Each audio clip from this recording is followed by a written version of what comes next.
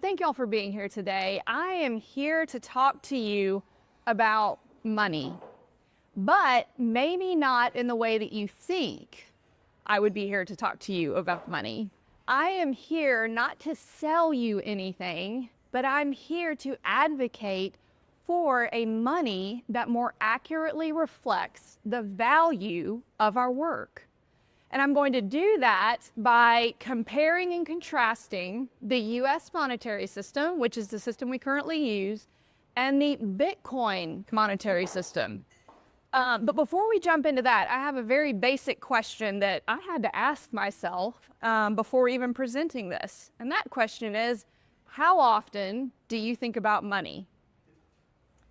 My guess is a lot. So whether it's shopping, saving, or investing, you think about getting up in the morning, and the reality is you have to decide, am I going to buy my lunch? Am I going to pack my lunch? Am I going to buy that amazing coffee up the street? Or am I going to make it at home? So you're making monetary decisions all the time. But have you ever taken the time to understand how money actually works? And as you can see, this visual up here, it looks very complicated. But the reality is that money, its job is actually quite simple. Money's job is to accurately reflect the value of your work.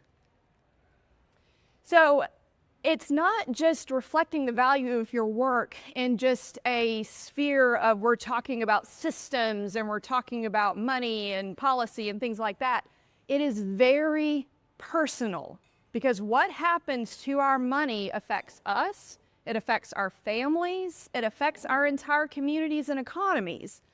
So I will just share two personal experiences where my family has been impacted by mismanagement in the monetary system. So in the 1930s, the value of my great-grandfather's work was destroyed because of bank mismanagement. And as you know, 1930s, that was the Great Depression. So the vast majority of people, if not all in the US, were significantly affected by mismanagement of the monetary system at the time. So let's fast forward though. That's the mismanagement most of us remember. We've learned about it in school. But let's fast forward to the 1980s. So in 1986, the value of my father's work was destroyed because of government mismanagement. So I don't know how many of y'all are connected anyway to agriculture or farming or own land or anything like that? Was nice. So you know what goes into farming. And what happened in the 1980s was an agricultural crash because the government had printed too much money, it had caused significant inflation, and they were trying to get a hold of inflation by ramping interest rates up. So when my father was farming, he was looking at 18 plus interest rates. And we're not talking about, oh, my dad's going to go out and buy a Ferrari. We're talking about interest rates on seed, interest rates on equipment, interest rates on fertilizer, all of those things that you have to take out a loan for to put food on our tables, right? So my dad lost everything in that crash. That it would have been the equivalent of about $3 million today, simply because of mismanagement of the money. So at the end of the day, it was all about the money. But it's helpful to step back and say, okay, well, if we have to trust all these big players with our money and what's happening with the system itself, let's ask, why do we even need money? Maybe we can just opt out of the system. Well, let's see. Money actually makes it easier to trade what you have for what you want. So for example, I have eggs, Joel has a cow. That would be hard to trade, right? Although with the price of eggs right now, maybe it wouldn't be as hard as we think. Yeah, 1 to 1. So that's hard to trade. It's hard to trade a cow for a house, or definitely a house for eggs. So money solves that problem. It makes it easier to trade. So that's what money does. It values our work by empowering us to purchase what we need and want so that we don't have to trade things anymore. We don't have to have a bartering system.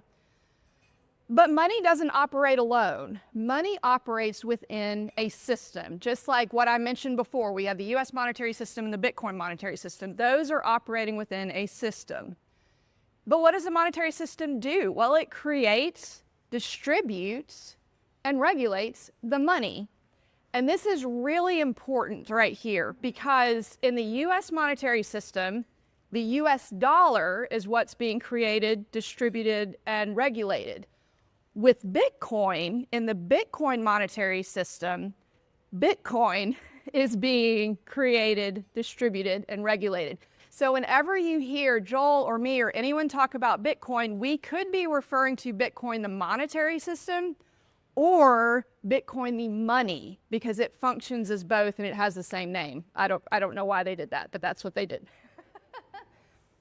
All right, so the US dollar is the money in the US monetary system. So let's talk about the big players within the US monetary system. There's the banks, the central bank, and the government. These are all major players that are managing our money. And of course, we have taxes, so that goes without saying. So a monetary system has to manage two things: who owns what money and the total amount of money. So we can think of this as a spreadsheet. I don't know about you, but sometimes my eyes cross looking at spreadsheets, but I promise this is going to be a simplified spreadsheet. So let's look at the US dollar system spreadsheet first. This number is the only number most people think about, my money. How many dollars do I have? But dollars in the system is also just as important. Now, why is that true? Because it determines what my dollars can buy. It determines my purchasing power. So if you take my dollars, divide them by all the dollars in the system, it determines what stuff I can buy. So if I have $100, there's $1,000 in the system, I'm able to buy 10% of the stuff in the system. So what happens when dollars in the system goes up? If that increases, my purchasing power falls. So it's fallen by half. I'm down to 5% of what dollars can buy now. So we can ask the question, well, how many dollars are there exactly? Because it changes the value of the dollars that I have. Well, currently there are $22 trillion in the system. So right now, $100 can buy a 1 gram set of gold earrings. I know those are kind of hard to see, but it's just two little stud earrings. So $100 can buy you 1 gram set of gold earrings. But has the US dollar supply always been 22 trillion, and has $100 always bought this much? That may seem like an obvious question because I know many of us remember days when, gas was under $1 and things like that, but it's worth looking at. The US prints 7% more dollars on average every year. So the number of dollars in the system has grown 75 times since 1960. So in 1960, there were $286 billion in the system, and $100 bought 88 grams of gold. So there's a significant difference of purchasing power in the 60s as opposed to now. So when that number's rising, our purchasing power is falling. Printing money is a major reason why you see all of these prices rising across the board of going to the grocery store. It doesn't matter if you're buying a house, whatever you're doing, prices have risen just across the board. So we'll use a Big Mac as an example. Hopefully the restaurant we're in won't mind too much. The price of Big Macs from 1968, it was 45 cents. Now it's up to $5.29, so that has gone up 12 times. And Campbell's soup has gone up 10 times. So the same stuff is more expensive. All of these things have increased in price. But wait, there is a caveat here. Hasn't that number gone up? haven't my wages gone up? Well, yes, but also no. They have gone up, but they have only gone up half as much as inflation. So what you've got now is your wages buy half as much soup and Big Macs as they did in 1975. You are working the same hours, you are doing the same work, but you can only buy half of what you did back then. So we have so much more money in the system now, but why don't we feel wealthier even though we have more money in the system? Well, as Adam Smith said, wealth does not consist in money, but in what money purchases. We've known that since 1776, so quite a while. So a decrease in your purchasing power, it equals a decrease in the value of our work. And that's something that has really struck me as I've engaged with Bitcoin, as I've engaged with the US monetary system, as I've seen my family's history in this.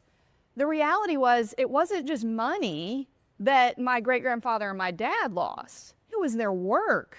It was a lifetime of work put into the land, a lifetime of work put into the bank. So it's the value of our work that's being harmed here. So what's going on? So let's break this down just a little bit. Well, banks keep spreadsheets with all the green numbers of my money. Each bank records who owns what. Federal Reserve makes sure two people don't own the same dollars. So they're keeping track of all the money in the system.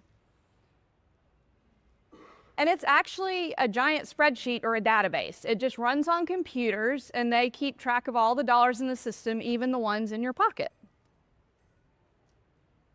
But how do those dollars in the system change? That's definitely a question worth asking. So we have a Federal Reserve Board of Governors, and we have Jerome Powell as the head of that chair. And literally, he can click a mouse button and he can change that number to whatever number he wants. Now, he's not going to call it printing money, but that's in effect what it's doing. There are all sorts of different reasonings behind that money is printed, but in effect, it is hurting your purchasing power in the way that he does it. So if the dollars in the system go up easily, my purchasing power decreases quickly. And as the number of dollars go up, the value of the dollar goes down. So in 1935, a dollar was worth $1. Today, down by 95%, it's worth 5 cents, which is just a significant loss when it comes to the value of our money. So could we tie this number, the number of dollars to gold? Yes, we have tried that before in the US monetary system. We tried making a paper promise for gold where literally a $10 bill would say there is deposited in the treasury $10 worth of gold coins. So you could literally take your money and get gold for it. But in 1971, the US government broke that promise and took us off the gold standard. So now $10 is $10. It's the paper it's printed on. So what about different governments? Well, I have good news and bad news in that regard. The US dollar is actually the strongest currency in the world right now. So obviously, I'm sure everyone knows this, that every country prints its own money out. So, you know, if I'm going to go to Britain, I'm going to have to exchange my US dollars for British pounds. So everyone is printing their own money out, but the money that they print is not even as strong as the US dollar. So when you look at how much value we've lost, it's significant in even more significant in other parts of the world. So the dollar is still king right now, but that's having an impact on us and the entire world.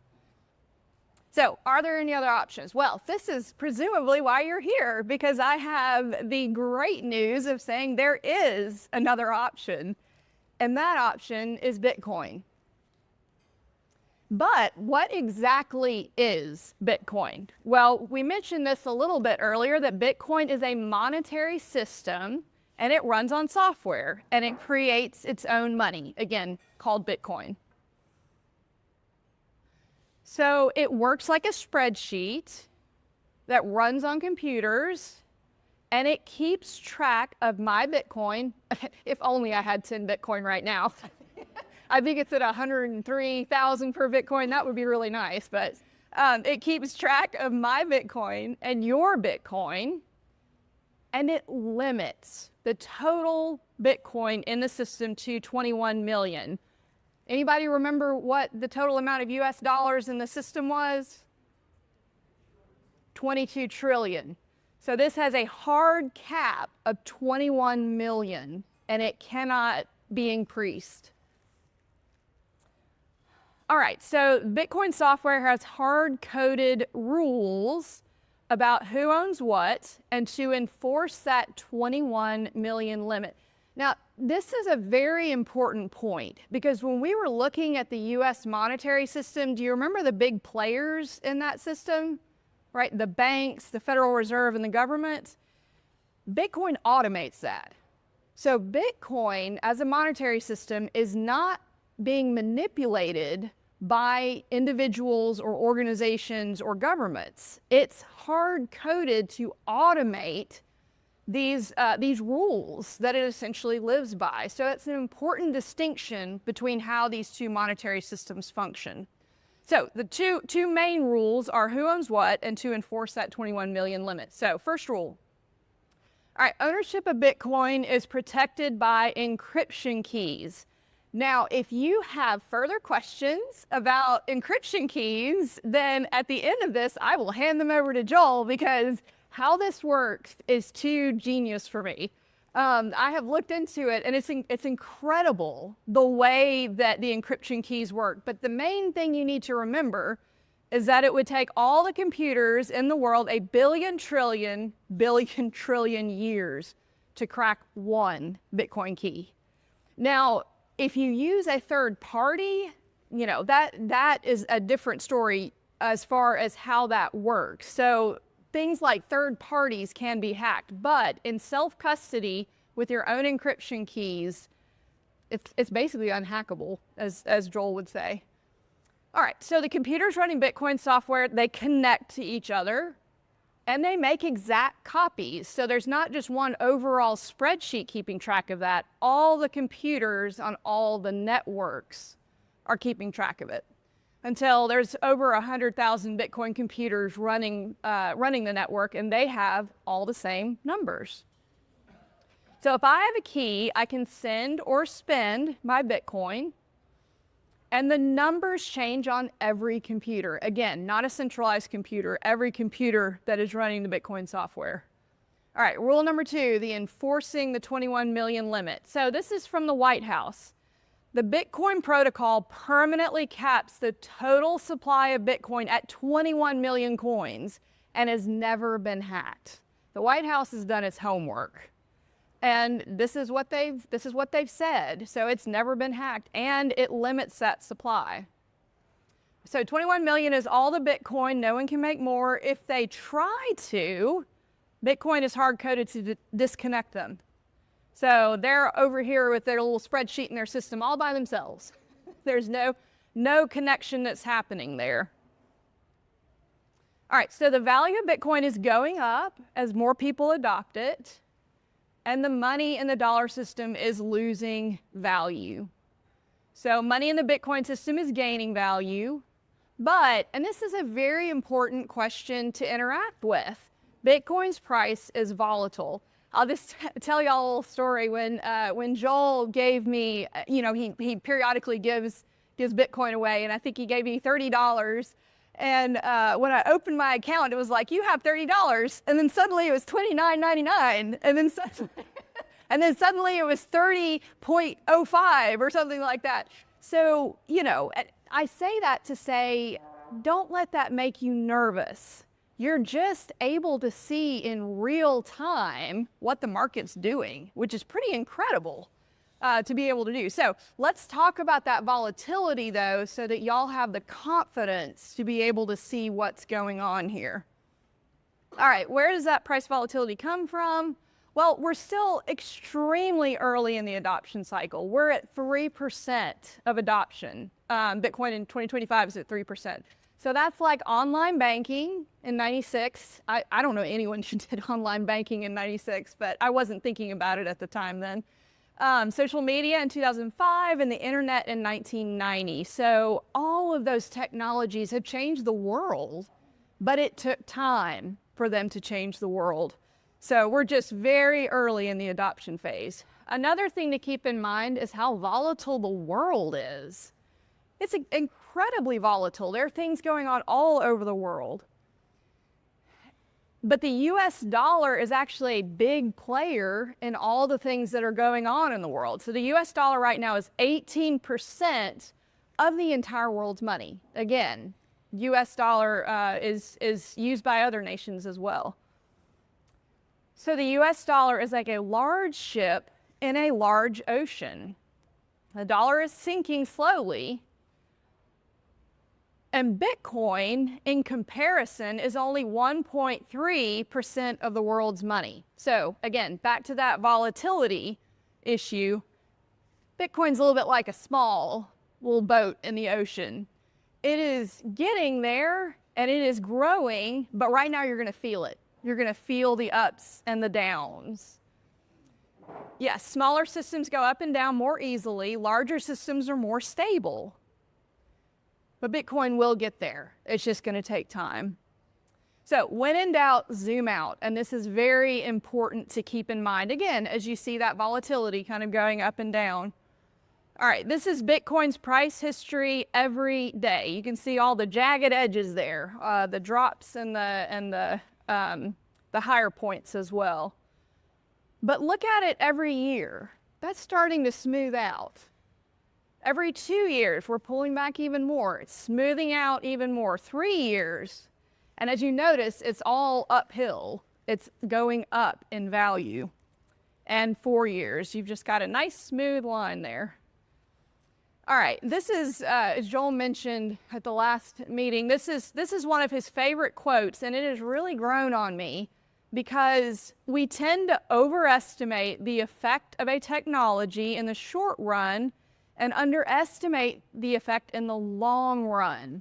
So one of the things, especially for you guys who've never really interacted with Bitcoin before, Bitcoin is not a get-rich-quick scheme.